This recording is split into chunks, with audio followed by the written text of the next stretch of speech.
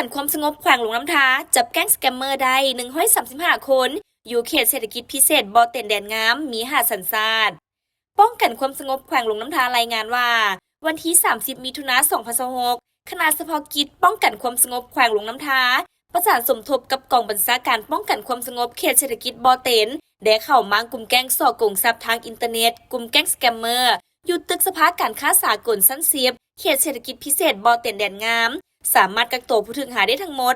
135 คนหญิง62 คนในนี้มีคนลาว11 คนหญิง10 คนคนไทย22 คนหญิง12 คนคนจีน8 คนคนกัมพูชา2 คนคนเวียดนาม82 คนหญิง40 คนยึดของกลางที่นำใช้เข้าในการกระทำผิดมีหน้าจอคอมพิวเตอร์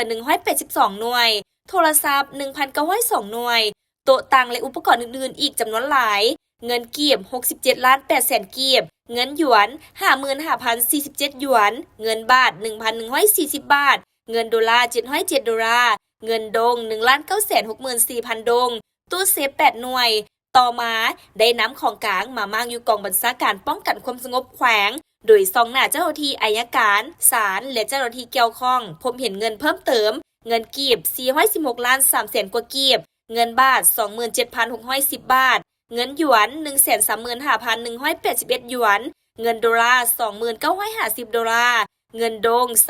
20,901,000 ดงเงินเปโซฟิลิปปินส์ 3,000 เปโซเงินดอลลาร์ฮ่องกง170 ดอลลาร์ฮ่องกงเงินเรียวกัมพูชา 62,300 เรียวเงินไต้หวัน100 ดอลลาร์ไต้หวันเงินเหรียญญี่ปุ่น 18,000 เยนผ่านการสอบสวนเบื้องต้นกลุ่มแก๊งดังกล่าวได้มีการจัดตั้งกันเป็นระบบแบ่งหน้าที่การเฮ็ดเวียกอย่างคักแน่เป็นต้นแมนการสร้างโปรไฟล์ปลอมในสื่อสังคมออนไลน์การซักซ้อนลงทุนที่มีผลตอบแทนสูงการล่อลวงเข้าเว็บไซต์เครือข่ายลูกโซ่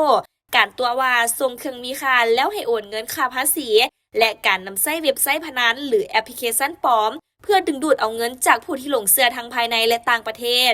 ปัจจุบันทางกองบัญชาการป้องกันความสงบแขวงหลวงน้ำท้าได้มอบหมายให้แขนงวิชาเฉพาะสืบต่อขยายผลคัดแยกประเภทผู้ถูกหาเพื่อดำเนินคดีตามระเบียบกฎหมายอย่างเข้มงวดส่วนผู้ถูกหาที่เป็นคนต่างประเทศแม้นได้ดำเนินการประสานงานกับประเทศที่เกี่ยวข้องเพื่อส่งตัวไปดำเนินคดีตามขั้นตอนของกฎหมายของประเทศตน